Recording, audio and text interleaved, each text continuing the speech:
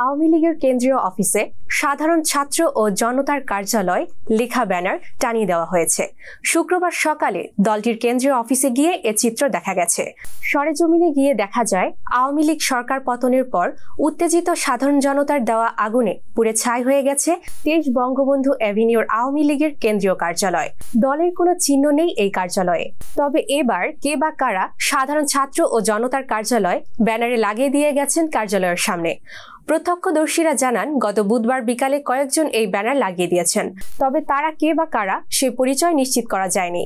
গত 5 আগস্ট ছাত্র জনতার গণ অভ্যুত্থানে পদত্যাগ করে দেশ থেকে পালান টানা 4 বারের প্রধানমন্ত্রী ও আওয়ামী লীগ সভাপতি শেখ হাসিনা। এরপরেই বিক্ষুব্ধ ছাত্র জনতা আওয়ামী লীগের এই অফিসে ভাঙচুর ও অগ্নিসংযোগ করে। উল্লেখ্য, গতকাল অন্তর্বর্তীকালীন সরকারের শপথ গ্রহণ হয়েছে। শুক্রবার দুপুরে হয়েছে দপ্তর বন্টন। মন্ত্রণালয়ের দায়িত্ব পেয়েছেন বৈষম্য বিরোধী আন্দোলনের অন্যতম 2 সমন্বয়ক আসিফ মাহমুদ ও নাহিদ ইসলাম।